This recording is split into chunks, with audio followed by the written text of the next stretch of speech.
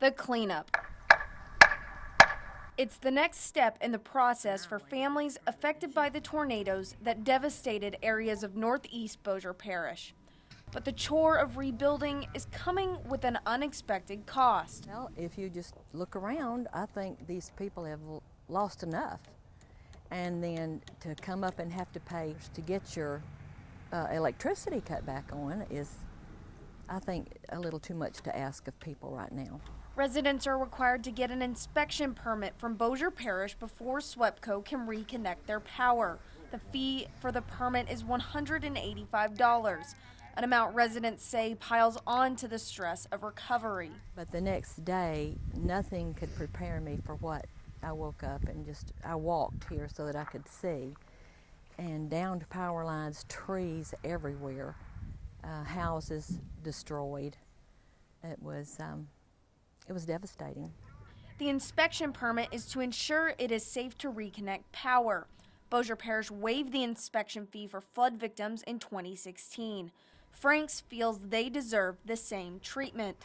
You know, I understand they need it and it's safety, and that's okay, but then waive the fee, because these people, especially in these two houses here and the house next door to us, they lost everything, everything.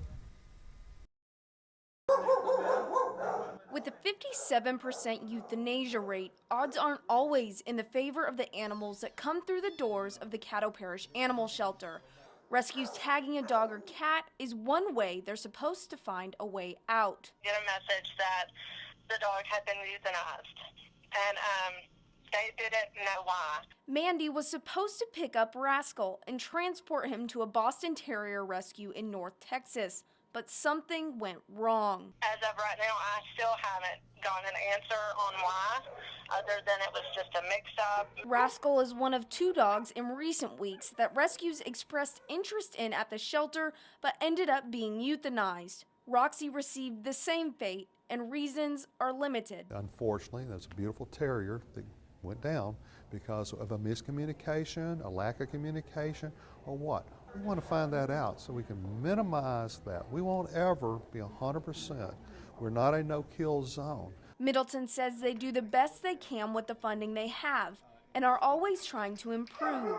The shelter says the dogs were euthanized because they were not physically tagged, even though interest was expressed from the rescues. So CBOS is aware of the allegations that have been made, and we take every allegation seriously. CBOS has a policy and protocol in place as it relates to rescue adoptions as well as to euthanasia and in clearing animals for adoption and rescue, and we work to follow those policies that we have set in place. Mandy says this isn't the first alarming encounter she has had with the shelter. I went back there one time, there was a German Shepherd, and I said, you know, something's wrong with this dog. Can you come check on it? And he said, oh, that dog just lays like that.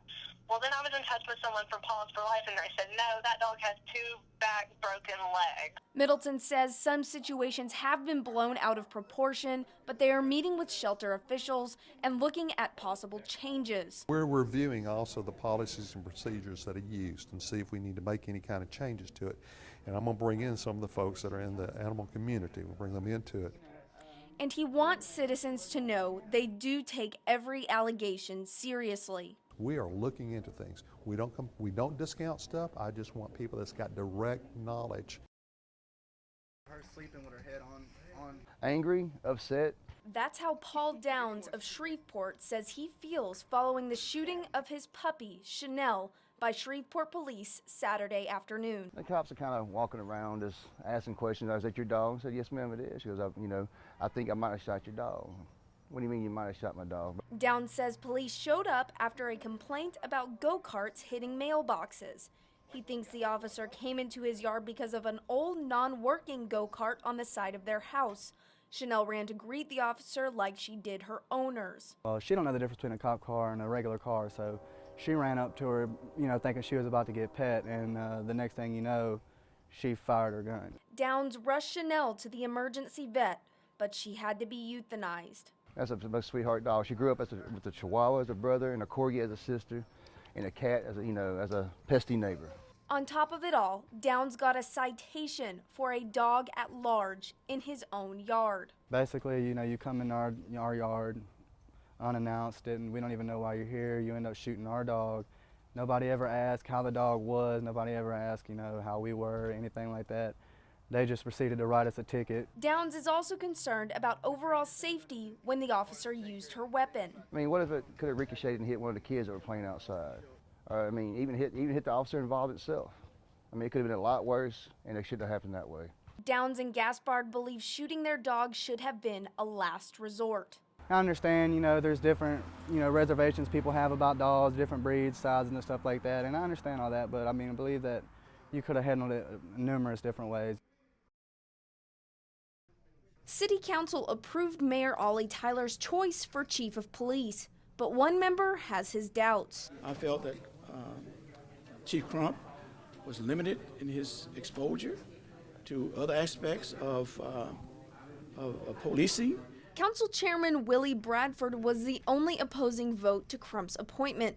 He says he has doubts about his experience in supervising subordinates and handling of investigations and major crimes. When asked about his plans to address Shreveport's increase in violent crime, this is what Crump had to say. Our violent crimes unit worked very diligently in gathering information.